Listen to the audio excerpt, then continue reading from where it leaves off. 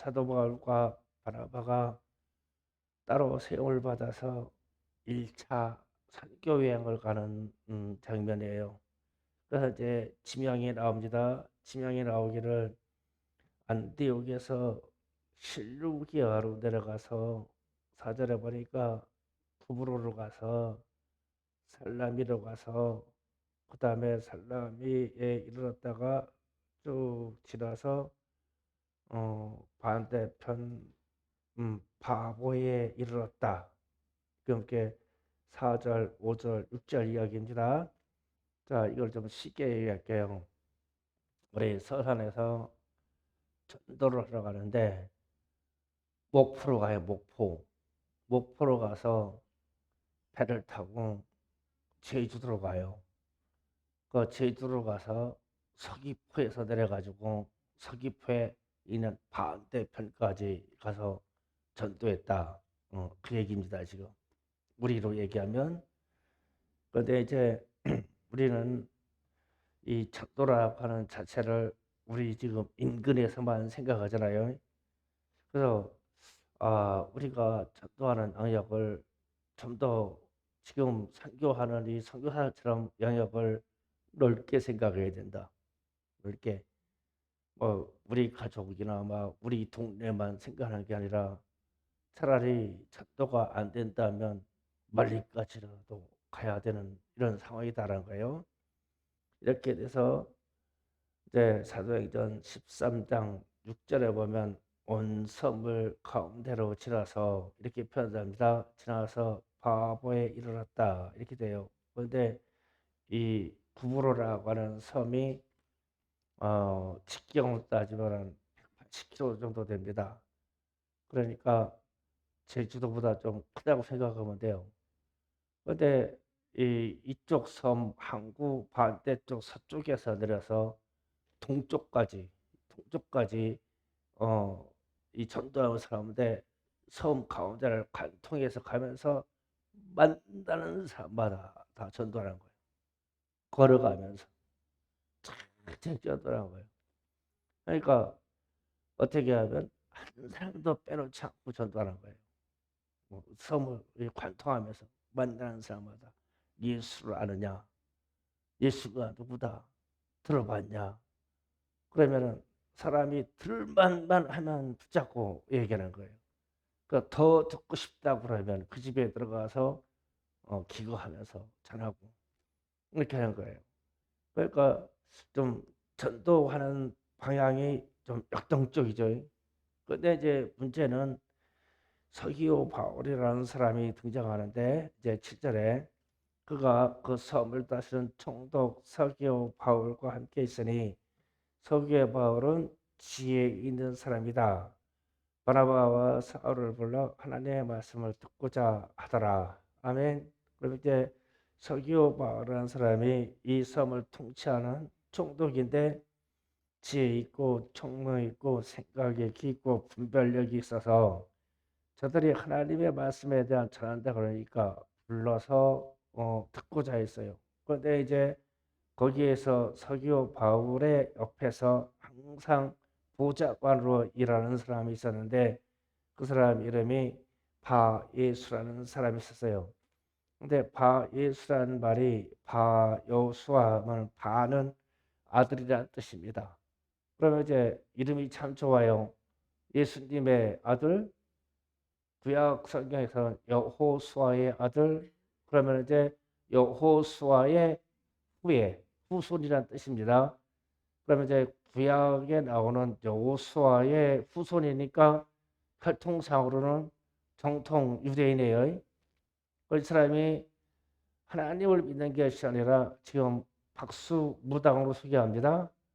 그러니까 하나님을 유대인이면서 하나님의 사람이 된 것이 아니라 귀신을 섬기는 무당이 됐어요, 이 사람이. 그래서 총독이 예수를 믿고 하나님의 말씀을 듣는 것을 무지무지하게 반대를 하는 거예요, 지금. 회방을 했어요. 그랬는데 이제 이런 장면의 말씀이 나옵니다. 9절에 보니까 바울이라고 하는 사울이 성령으로 충만하여 그를 주목하고 그를 주목하였다는 것은 그의 눈을 봤다는 뜻입니다. 그를 눈을 꿰뚫어 보고 하는 말이 이르되 모든 거짓과 악행이 가득한 자요 마귀의 자식이요 모든 의의 원수요 주의 바라는 길을 굳게 하기를 그치지 아니하겠느냐. 어떤 사람의 눈을 꿰뚫어 보고는 거짓과 악행이 가득한 자요 마귀의 자식이요 모든 의의 원수요 이렇게 불렀어요. 그 눈을 보고 자 여기서 이제 우리가 영적인 것을 깨닫기를 원합니다. 어, 아기들의 눈을 보면 참 아름답죠. 예, 아기들의 눈을 보면 참 천진난만하죠. 그러니까 아기들의 눈을 보면 천사를 보는 것 같아요. 그냥 순진무구하니까요. 그런데 이제 사람이 자라면서 보면 눈이 사악한 눈도 있죠. 교활한 눈이 있어요. 또 귀신에 사로잡힌 눈도 있어요. 분별하는 사람도 있을지 모르겠어요. 음란한 눈도 있어요. 아주 음란해서 더러운 눈도 있어요. 그리고 사람을 보면 연세를 드셨는데도 보면 인자한 눈이 있어요. 그렇죠? 그리고 이제 서로 간의 사람을 보면 참 사랑스러운 눈도 있어요. 사랑스러운 눈도 있어요. 그러면은 이 눈이 사람의 창문입니다. 창. 눈이 우리의 내면에 있는 것을 다 드러내요. 그래서 여러분의 눈이 잘못됐다는 얘기 안 해요. 난 여러분의 눈을 보면 인자하고 사랑스러워요. 걱정하지 마세요. 어. 그러니까 눈이 이런 눈이 있어요. 그래서 예수님이 이런 말씀하십니다. 너희 마음이 보물에 있는 데가 너희 마음이 있다. 그러시면서 이런 말씀합니다. 사람이 물질과 돈과 하나님을 동시에 섬길 수 없다. 그렇게 말씀하시면서 눈이 저렇게 어두우면 그 마음의 탐욕으로 말미암아 얼마나 어둡겠느냐. 이렇게 말씀하시면서 다시 말합니다. 사람이 물질과 하나님을 겸하여 섬길 수가 없다. 어느 한쪽이 귀중하면 그쪽으로 마음이 쏠려서 그쪽으로 눈이 먼다.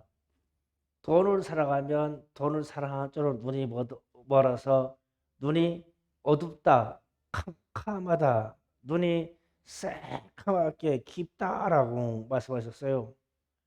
그런데 반대로 너희가 하나님을 섬기면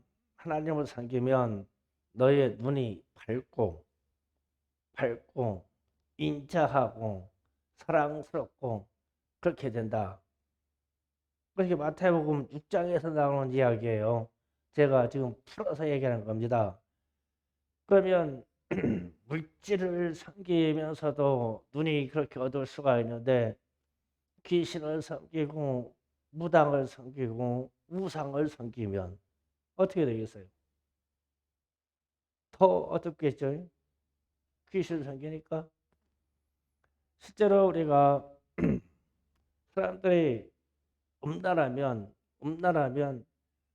꼭 사람을 살펴보는 것도 그 눈으로 음란하게 살펴봅니다. 그래서 그런 눈은 느껴요. 더럽다고, 추잡하다고 느껴요.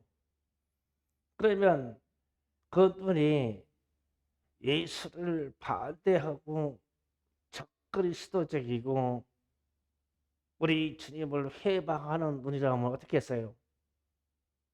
그 눈이라면. 그래서 성령 충만한 바울이 이 사람 이 사람을 보고 하는 말이 10절의 말씀처럼 하는 거예요.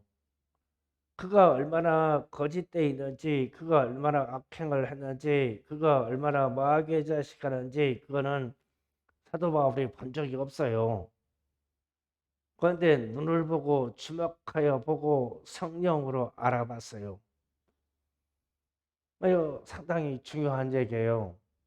그러면 이제 우리가 전도한다는 거는 영혼을 구원해서 하나님께로 이끌어 온다는 의미가 상당히 많은데, 반대편으로 보면 영적인 전쟁이기에 예수의 이름으로 사단의 지배하에 있는 사람을 풀어 자유하게 예수께로 이끌어오는 거예요.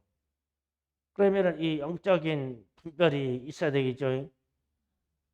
저가 사단의 자식이고 저게 귀신의 역사를 이끌어내고 저게 마귀의 자녀라는 것을 우리가 보고 인식해서 그 배후에서 그 내면에서 역사하는 이 귀신들의 역사를 우리가 처단해 놓고 이끌어내야 되겠죠.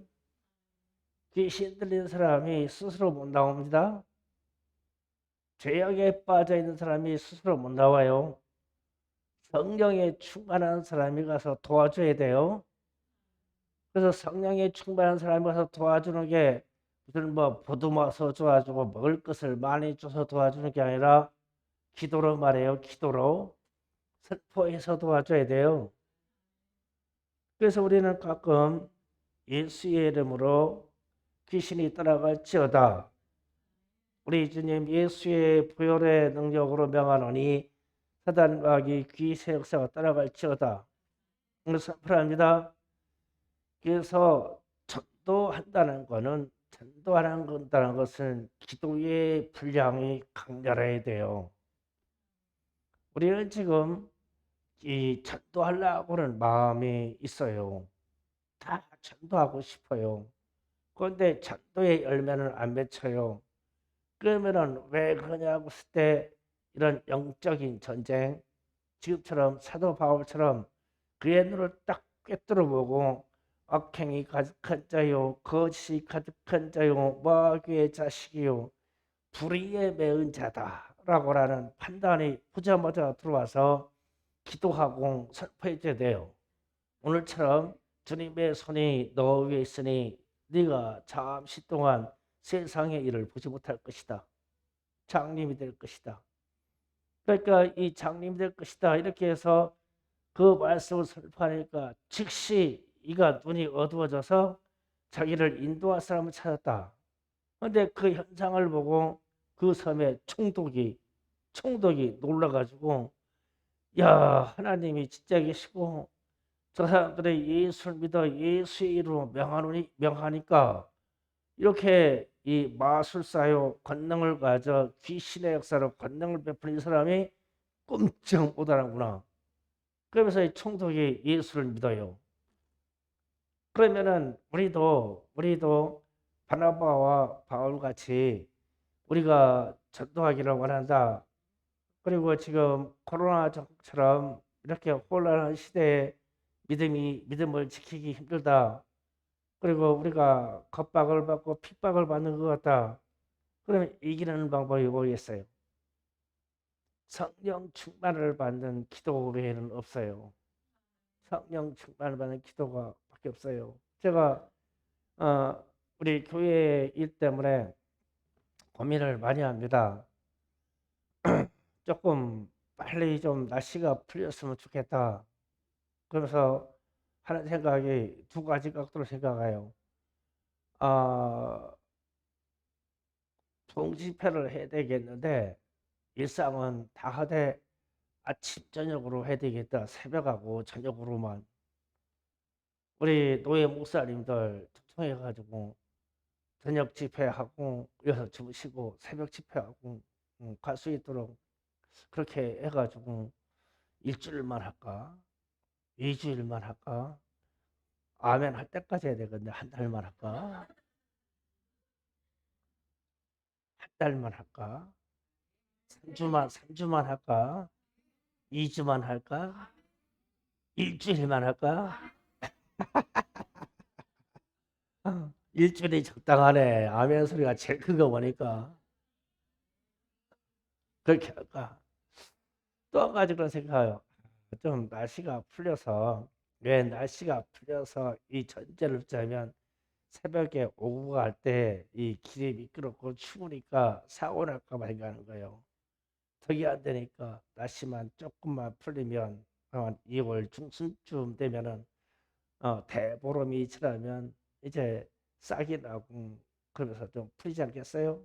앞으로 한 달 정도 남았죠. 그러면은 아침부터 우리 집사님, 권사님들 다 서가지고 어, 1시간 이상씩 홀로 릴레이 기도를 할까? 예, 릴레이 기도하자. 한 달만 하자. 2달 할까? 3달 할까? 100일만 할까? 왜 이런 생각하냐면, 이런 상황, 자, 음, 어떤 말을 던질게요. 우리는 세상이 코로나와 함께 간다. 그래서 위드 코로나를 얘기하죠. 그러지 말고 우리는 코로나를 돌파하고 간다. 코로나를 뛰어넘는다. 그럴 때 쓸 수 있는 말이 비욘드 코로나. 비욘드로 가야 되냐, 미드로 가야 되냐. 세상은 자꾸 미드 코로나로 가려고 그래요. 코로나는 사라지지 않으니까 우리 생활 속에 같이 되어가는 겁니다. 그렇게 하니까 패배감이 들어. 무슨 감기 같은 질병에 우리 인생이 교회가 한국 전체가 전 세계가 지구가냐? 그게 무언데 우리는 주님과 동행해서 가야 되는데 왜 코로나하고 동행해서 살자고 그러지? 그 질병인데 이거는 좀 생각보다 잘못된 거 아니냐? 성령으로 충만한 사람들이 하는 이야기가 아닌 것 같다. 그러면 코로나 이 상황을 돌파하면서 가야 된다. 이기고 가야 되고 깨트리고 가야 되고 뛰어넘어가야 되지 않겠냐. 그러면 비욘드 코로나라는 것이 맞다. 뛰어넘어가는 것이다. 돌파하고 가는 것이다. 그러려면 우리가 가지고 있은 내적인 능력과 영적인 능력을 무엇을 가져야 되는 거예요? 성령 충만한 밖에 없다. 지금 사도 바울과 바나바가 1차 선교 여행을 가서 만나는 사람마다 회당을 찾아다니면서 계속 예수에 대해서 전파하는데 사단 쪽에 있는 바 예수라고 하는 사람이 귀신과 사단을 섬기는 사람인데 사단으로부터 받은 능력이 대단해요. 예언과 더불어 총독을 좌지우지할 수 있을 만큼 힘이 대단합니다. 영적인 힘을 얘기하는 거예요. 귀신의 능력으로. 이가 예수가 전파되는 것을 반대하는 거예요. 막는 거예요. 그럼 오늘날 교회가 전도하고 교회의 안위를 위해서 우리가 이 세상에 있을 때 가장 우리를 위협하는 게 뭐냔 말이에요. 이 코로나 바이러스 영역 아니에요. 질병의 영역입니다. 그런데 이거하고 동행하고 어깨에 같이 하고 팔짱 끼고 평생 사는 거라네. 근데 나는 싫어. 내가 뭐가 부족해서 코로나하고 같이 사냐고. 안 되겠어. 충성교회가 뭐가 아쉬워서 하나님을 섬기는데 코로나하고 같이 살자고 하냐고. 징그럽지 않아? 이거 뛰어넘어서 사는 것이구나. 돌파하고 사는 것이구나. 그래서 주님 우리에게 성령 충만함 주세요. 과거에 중세세 때 그 패스트로 막 이 세상을 다 휩쓸 때도 기도원에서 성령 충만한 사람들이 이 사람들을 다 시체를 묵고하면서 모든 그 정의에 대한 절차를 기독교인들이 했단 말이에요. 그런데 이들은 안 죽었어요. 왜 그러냐면 성령 충만해서 안 죽었어. 그래서 하도 이상해가지고 사람들이 잡아다가 기도원에서 기도하는 기독교인들 잡아다가 이 손바닥에다가 패스트균을 갖다 부어봅니다. 이 손에다가. 그런데 손에다가 필수기를 부면 손바닥에서 성령의 능력으로 다 죽어요. 병균이 다 죽어. 그래서 기독교인들은 막 살아나는 거예요. 그런데 이 시대에는 왜 우리에게 성령의 충만함이 없어서 우리 주변에 있어서 코로나 바이러스의 관계에 대해서 감염됐다는 사람들에게 손을 얹어가지고 이 코로나 바이러스를 죽여버리지 못하냐고. 충성교회가 죽여버리자 그냥. 성령 충만함 받아서. 그래서 마가복음 16장의 말씀처럼 모든 병든 자에게 손을 얹어 나으리라 하시니라. 낫는다고 했으니까 이 말씀을 붙잡고 성령 충만함을 구하자. 아무래도 이 일은 사단의 역사다. 그래서 우리는 충성교회와 더불어 한국 기독교는 미드 코로나를 할 수 없고 우리는 뛰어넘어가는 비욘드 코로나로 갈 것이니까 성령 충만함을 구해서 이겨버리자. 예, 이겨버리자. 그게 우리의 믿음의 역사가 아니겠냐는 거예요. 그렇게 나가기를 원해요. 그래서 우리가 사는 삶의 영역에서 더 역동적이고 좀 이 질병을 이길 수 있는 근거가 우리의 기도에 있다고 확신하면 더 전도하는 데 힘이 있을 거네요. 그냥 마구 전도해요. 그냥 우리 교회 오면 그냥 코로나 나서버린다. 자신만나게 할 수 있는 그런 성령 충만함이 있으면 되지 않겠어요? 그래서 내일 토요학교 진행하는데 오늘 저녁에 가을 선생님이 얼만큼 기도하느냐에 따라서 되는 거예요. 그렇죠? 네. 엄마 아빠한테 가서 얘기해요. 엄마 아빠 기도가 오늘 저녁에 떨어져 가지고 내일 내가 위험하니까 가고 오시라고. 그래서 우리가 이 하나님이 부탁한 영혼의 일을 우리 자녀들 때문에 토요학교 일을 해야 되는데 이게 마음이 오그라져서 되겠냐고. 우리 온지 선생님들도 담당 선생님들도 우리 부모님들도 마음이 오그라져서 되겠냐고. 아니다. 성령 충만한 일은 우리가 기도로 이 일을 돌파하는 것이다. 비욘드 코로나로 가야 되는 것이다. 그러니까 오늘 저녁에 기도할 때 하나님 성령으로 내게 충만하여서 지금과 같은 이 상황을 돌파할 수 있는 내게 에너지를 주시고 성령 충만함을 주셔서 영이 이기게 하시고 주님의 복음이 막히지 않게 하시고 주님의 이름에 명예가 떨어지지 않게 하시고 우리 주님의 이름에 권능의 역사가 나타나게 하시고 능히 주님의 복음의 일을 성취하여 주시옵소서. 그때 나를 쓰시옵소서. 나를 성령 충만하게 해서 나를 쓰시옵소서. 오늘 밤에 이 기도로 하겠습니다.